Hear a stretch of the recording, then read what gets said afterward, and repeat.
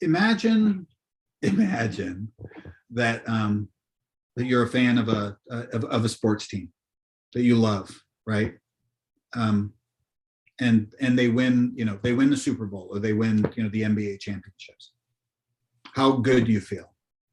Now imagine that they won that championship and you had a hand in making the decisions and telling the story of how they won that championship.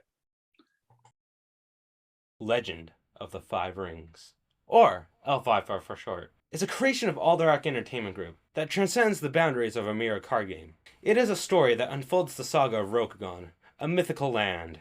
As we delve into this documentary, we'll witness the exquisite works that was created. Samurais, mythical creatures, monsters, demons, onis, and much more. But L5R is more than just a stunning experience. It is a game of depth, strategy, and storytelling.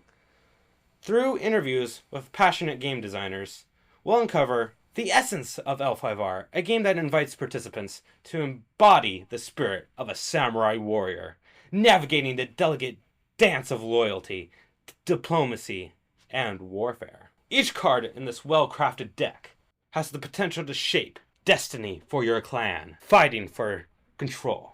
But what lurks beyond the Great Wall? Something terrifying, an evil presence that has not been felt in thousands of years. Fu Lang, the evil lich creature, or god, some call him, tries to stir things up within the world of Rokugan, causing 7 heroes of the great noble clans to fight for their survival. Join us as we explore the community that L5R started.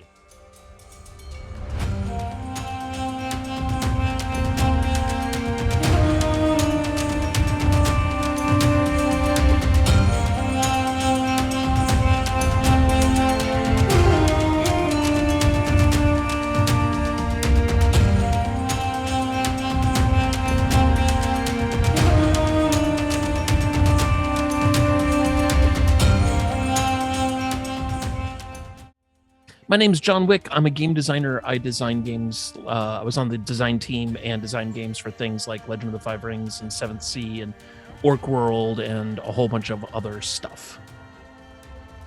I am John Zinser. I am the owner of Alderac Entertainment Group and was the original publisher of Legend of the Five Rings, which is why we're doing this interview, is to talk about that. So, I'm Steve Horvath. The global head of publishing for Asmodee. I think we're talking today because I've had a very, very long history with Legend of the Five Rings since it was released. And most recently, several years ago, I led Asmodee buying Legend of the Five Rings from AEG.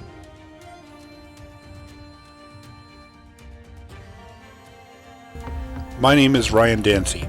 In 1995, I was a part of the team that created the Legend of the Five Rings game and world. In 1996, I co-founded Five Rings Publishing Group, a company that was created to produce the Legend of the Five Rings game and other games. In 1997, I was the brand manager of Legend of the Five Rings at Wizards of the Coast, who had acquired Five Rings Publishing earlier that year. I'm being interviewed today because I was responsible for the planning and execution of the Day of Thunder promotion at Gen Con in 1997.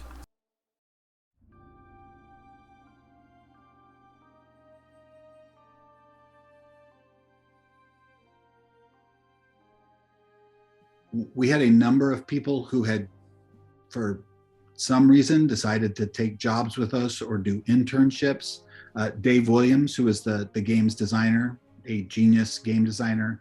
Matt Wilson, one of the most legendary artists in the history of gaming, was working in a game store when we found him, and we didn't even know he was an artist. He was just somebody who seemed like they knew what they were doing and wanted to be a part of what we were doing.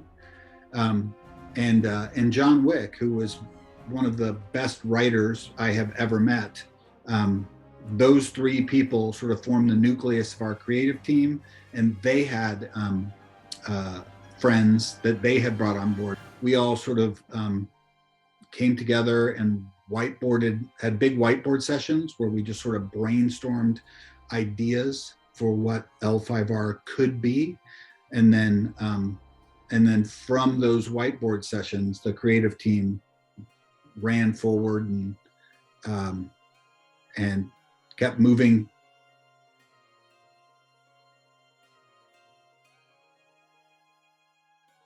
So the company that produced Legend of the Five Rings was called Alderac Entertainment Group, or AEG, and they were full of samurai fans. They were big fans of the old Bushido role-playing game from Fantasy Games Unlimited, and they decided that they would, during the big collectible card game craze, that they were going to make the Bushido collectible card game. And unfortunately, Bushido really doesn't come with a setting. And once they decided to start designing a setting, was when I came on in the company as kind of like a staff writer for Shadis magazine, which they were publishing at the time. And I am also a big fan of samurai films and history and stuff. So when it came time to start designing the setting and things, that was kind of when I got involved. They had the idea of clans, but clans didn't really have any character yet. We had a number of different topics that we could make a game about. We had talked about doing cowboys and pirates and fantasy, which we ended up making all of those games anyway. But our first love was the samurai genre, and that was the game that we landed on.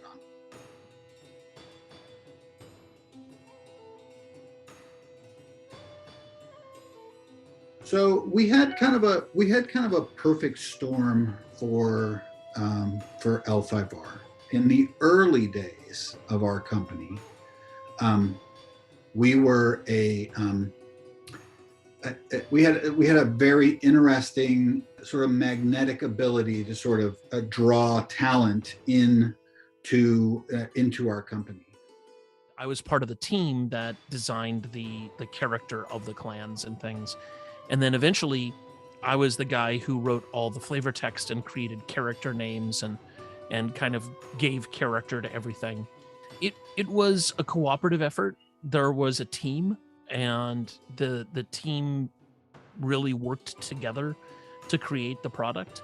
There was people that were in charge of certain departments, and we all had open like an open door for anybody who had an idea to come into our office.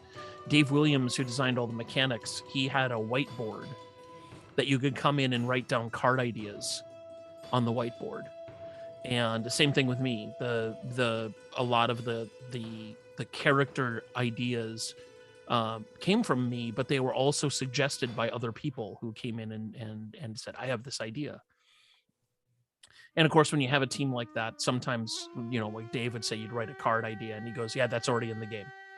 Or he would say, no, that won't work. But sometimes you're able to slip an idea and you go, oh, yeah, that's a good idea. Let's do that. And that was a lot of the same thing.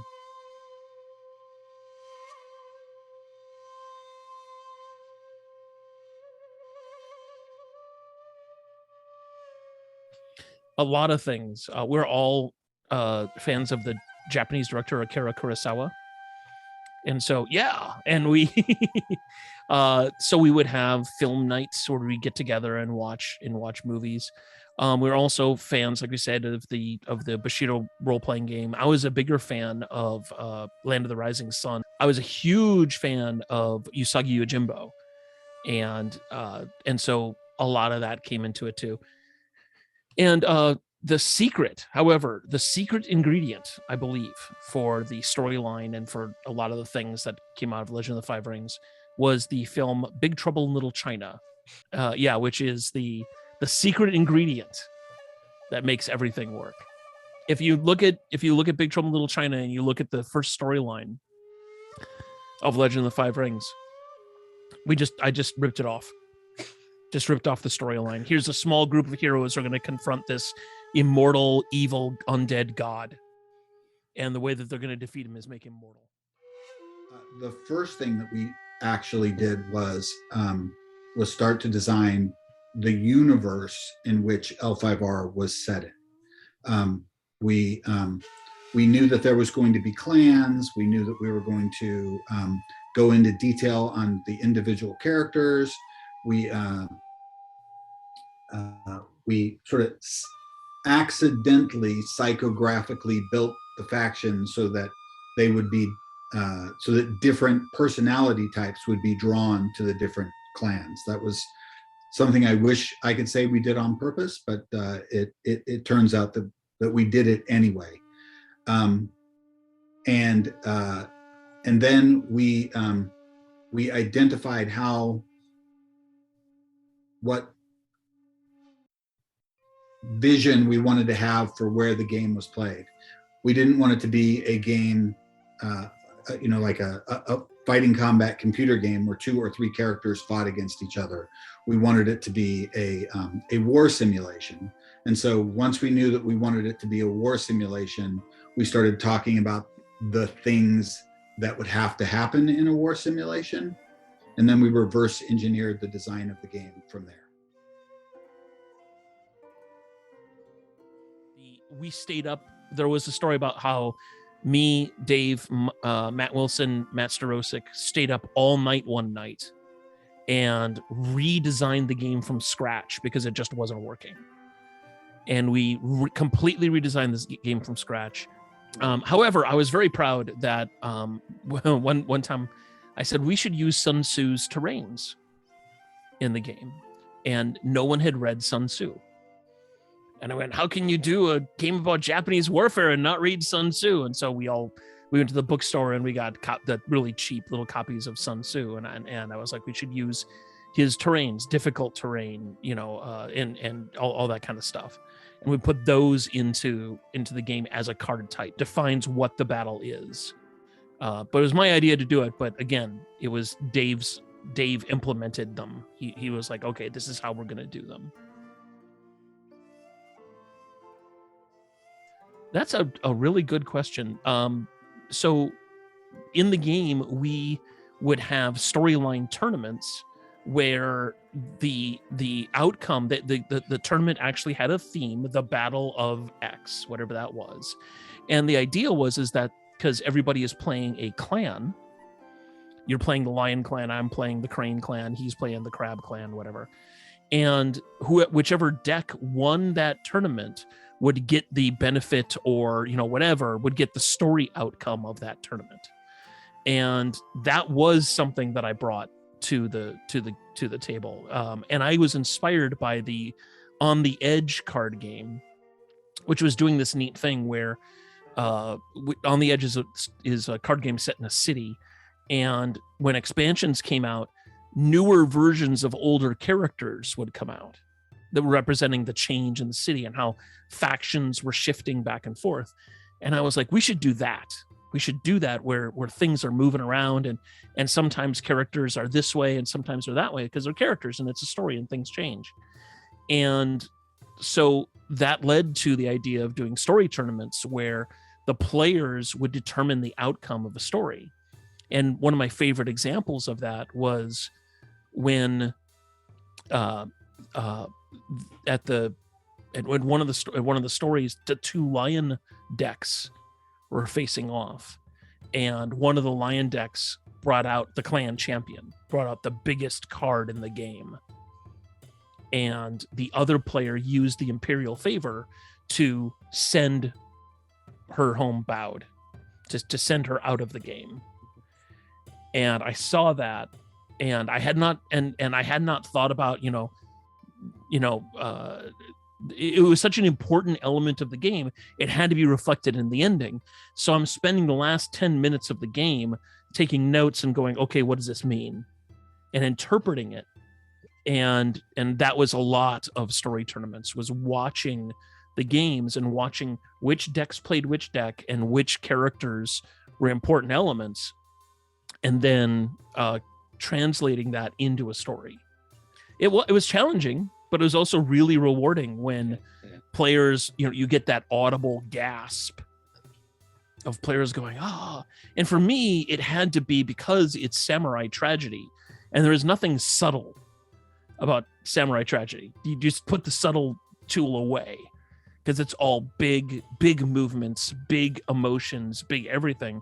So for me, it was about doing the biggest effect I could think of. What is the biggest thing that we could do?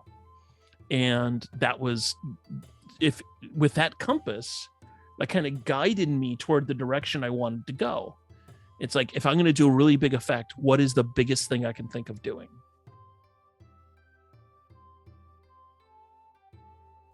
Well, they're big tournaments. They used to do, in the beginning, they did double elimination. So you would play until you lost twice. You get down to a final, the final round to determine the winner. Then they eventually moved to Swiss pairings, where you would play several games against people with similar records, and then get down to a final cut and play to a champion at single elimination. And at those bigger events, there were always storyline stuff involved.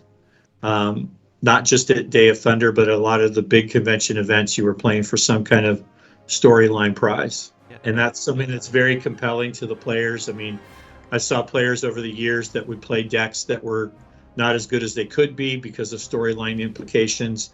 Players that would refuse to fight against each other because they were from the same clan. They didn't want certain storyline implications, that kind of stuff. I remember the time as a big dragon player that none of us would use any corrupted cards in the deck with Hitomi, trying to show that she was not corrupted and try to redeem her, that kind of stuff. And you've never really seen that before or since in a trading card game, that kind of deep level of immersion into the story and that kind of commitment from the fan base. So yeah, the tournaments, like we said, had different decks, and people would bring their deck. You could pick one deck because the decks came in each deck was a clan. Mm-hmm. So when you showed up for a tournament, you had your deck and it was a clan deck. So you were representing that clan at the tournament. And when you couldn't switch out, you couldn't come with the Crane deck and go, oh no, I'm going to be playing Dragon now because I'm playing this other guy, right? You had to build a deck that represented your clan, but more importantly, would be able to take on different clans and limit your weaknesses and exploit your strengths. Yeah. And also from that meant that because we designed it in a certain way, I made sure that all the clans, and this is really difficult to explain, but you have to make all the clans cool. If you're playing a lion clan, then you're big on honor. You're big on loyalty and honor and and dignity and all that kind of stuff. And if you're playing a Crane clan player, then you're really big on politics and oh, there you go. Yeah, you and your imperial favor. I mostly do it for the dueling characters.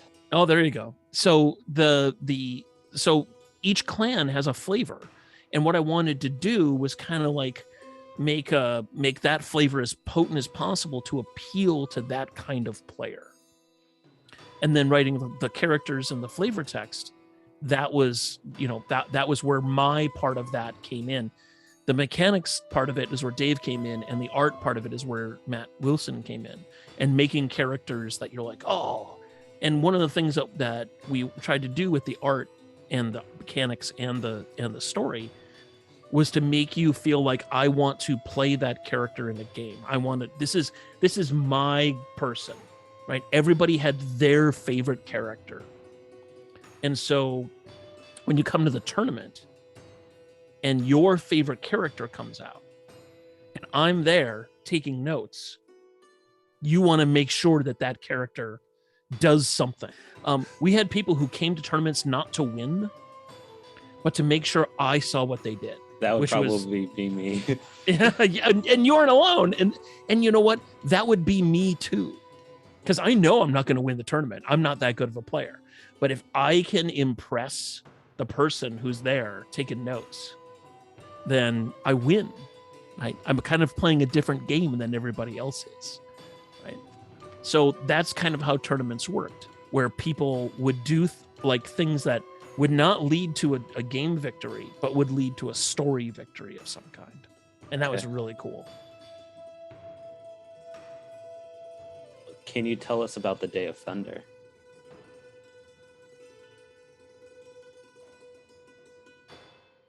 Okay, so the storyline was originally a 2-year storyline that was going to end at Gen Con, which is North America's biggest gaming convention.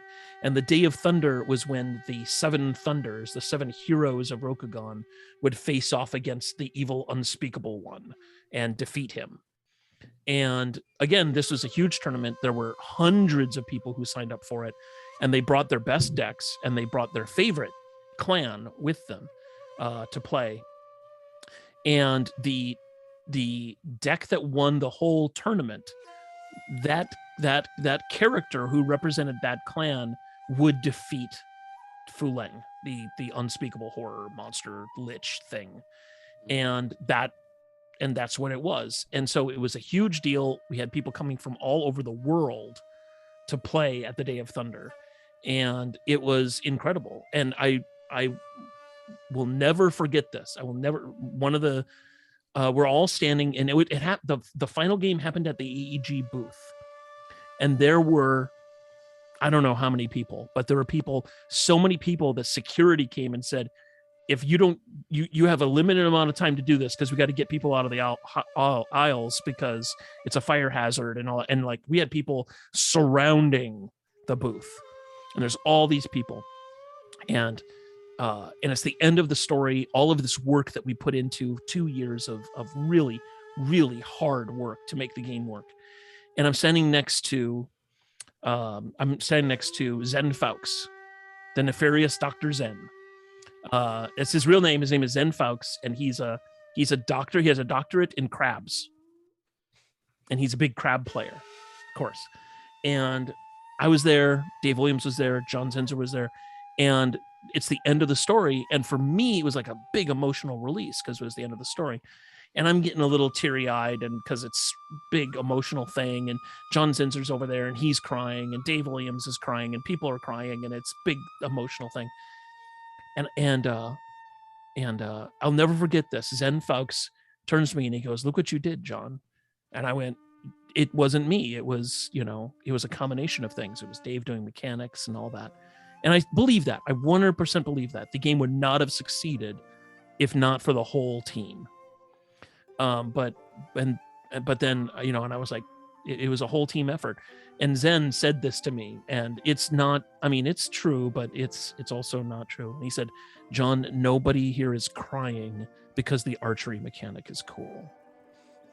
For most of the people that played L5R, the storyline result was more important than the actual victory of play. And the really good L5R players, the game players, became champions for a group of people in each of the different clans who wanted to see their clan do well in the storyline.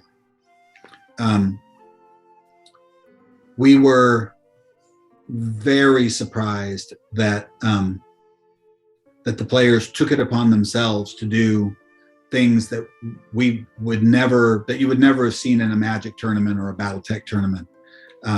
The 2 Naga players that refused to play each other in the first round, and basically flipped a coin or flipped a card to see who was going to win.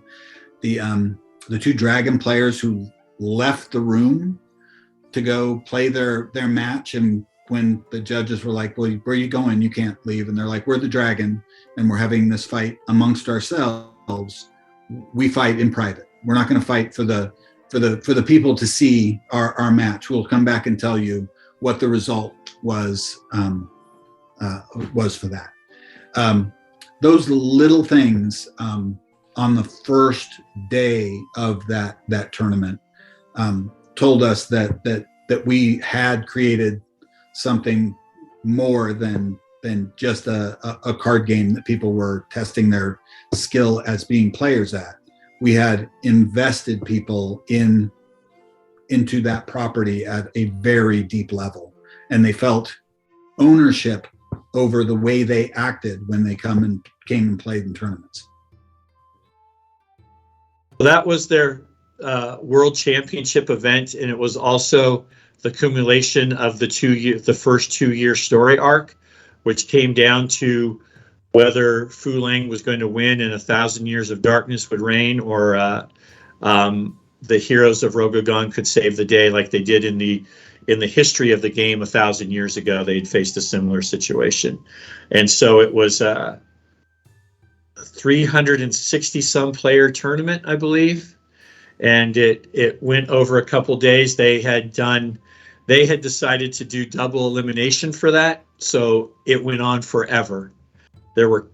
It felt like countless rounds until you got to the final 16 or 32 when it went to single elimination, clear down to the finals. And I made top 4 in that event.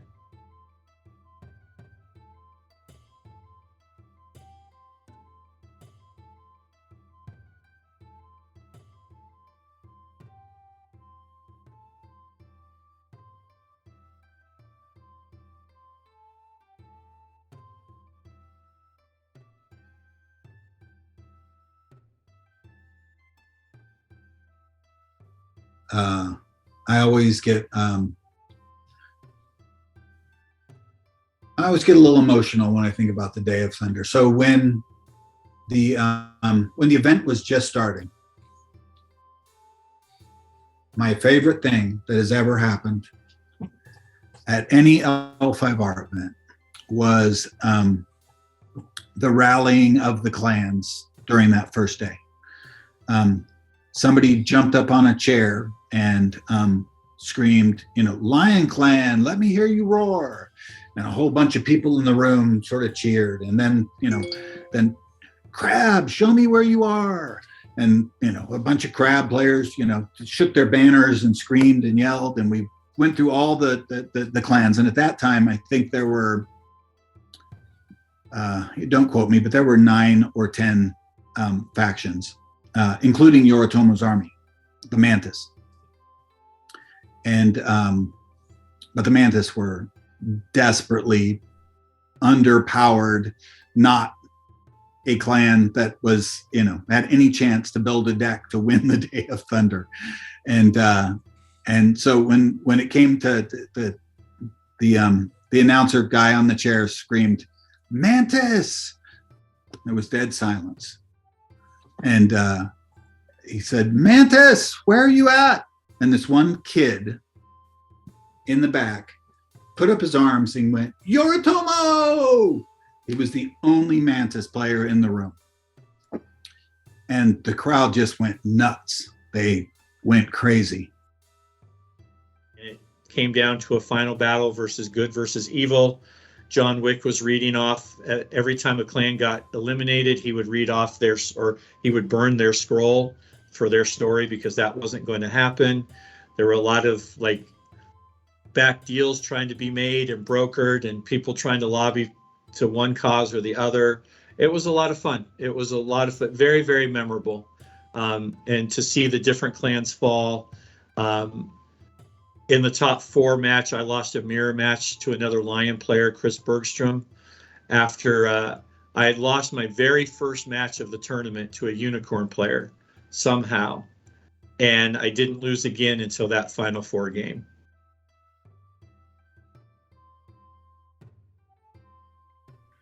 John Wick had prepared envelopes with the clan logos on them, with the storyline for the what would happen if that the framework for the story if that faction had won Gen Con. And at the finals we had a good mix of clans still with an opportunity to win. And those matches started, and clans started to get eliminated. Yeah, whenever the last player of a particular clan was outed from the tournament, I had an envelope that had that clan's name on it, and it had their ending if they had won the tournament. And I destroyed them. I destroyed all of them. Which clan ending would have been most shocking? If the Shadowlands had won. Okay. If Fu Lang had won, that would have been awful. Yeah. And there was a moment, and there was the moment when the last Shadowlands player was knocked out of the tournament. And if the Shadowlands deck won, then Fu Leng would have won. That was a real possibility. And so people, especially Crab Clan players, they came to the tournament with anti-Shadowlands decks for the sole purpose of knocking Shadowlands out of the tournament. And when the last Shadowlands deck was gone, and I held up, this is the Shadowlands ending, and I tore it up, there was a huge cheer.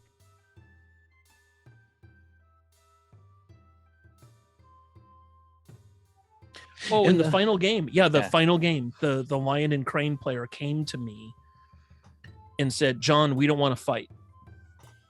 We want to make sure, and this is what they did, said, we'll make a deal with you.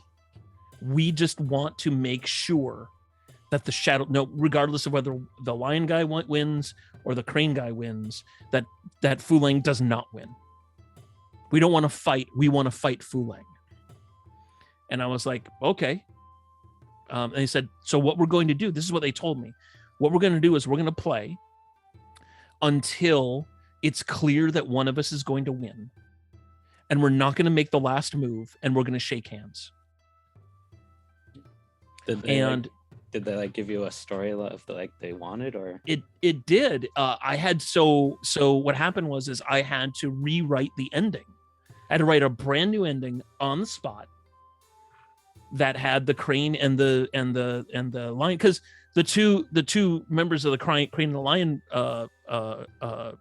the Crane champion and the Lion champion were were childhood friends, and they're like, we don't want Hotori and Totori to fight.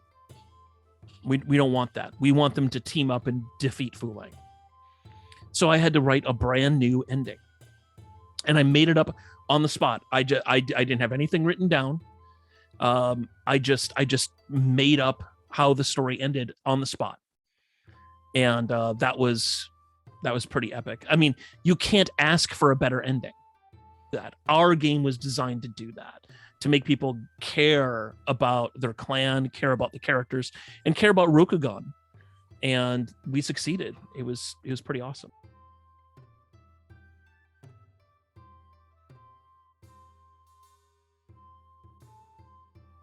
Imagine that that you're a fan of a sports team that you love, right? And they win, they win the Super Bowl, or they win, the NBA championships. How good do you feel? Now imagine that they won that championship and you had a hand in making the decisions and telling the story of how they won that championship. That's how the people who were involved in L5R felt. And I think that because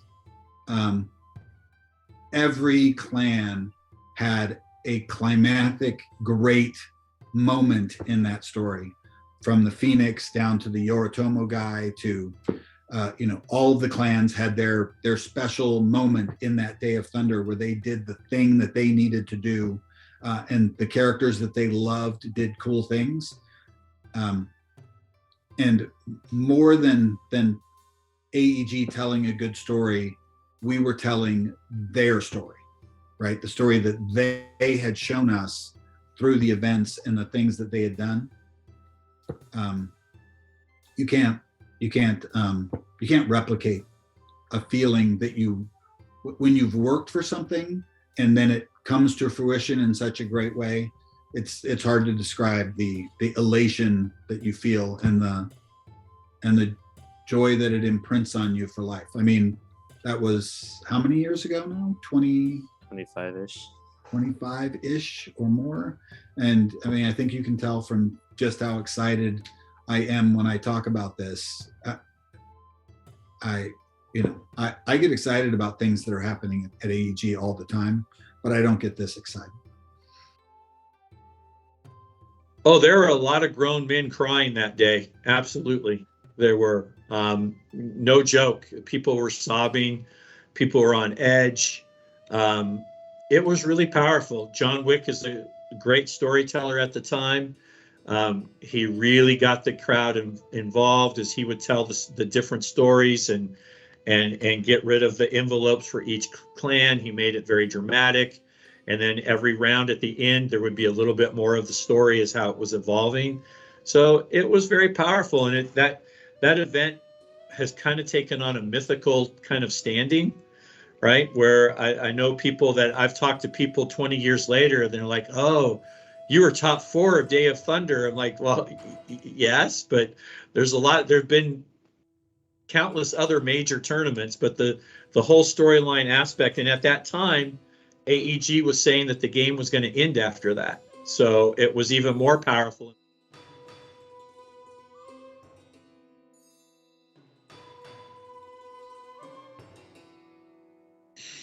A lot of the same stuff that was just, it felt like there'd never been a game experience like that before, where your own personal actions could affect the larger game as a whole.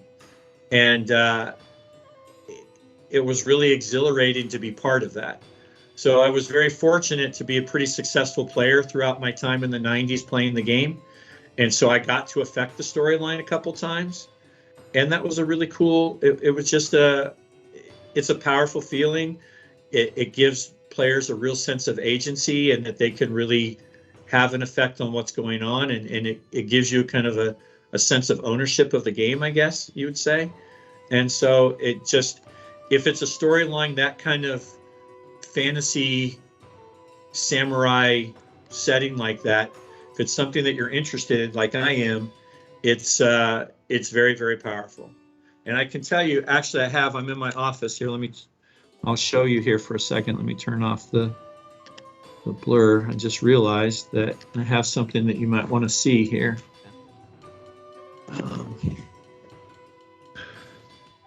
That right there, you see that katana on that stand? Yeah. That's the katana I won at the Day of Thunder.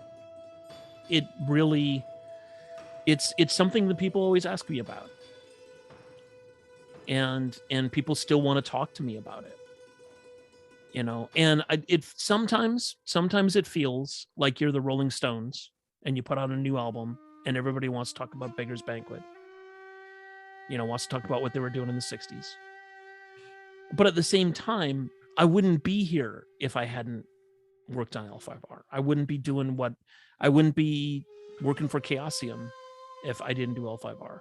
And fans, you know, I'm a fan too. I'm a fan of Tom Waits. I'm a fan of Rush. I'm a fan of Chuck Palahniuk. I'm a fan. I have a whole bunch of books that I have in role-playing games. And there are game designers that I'm a fan of.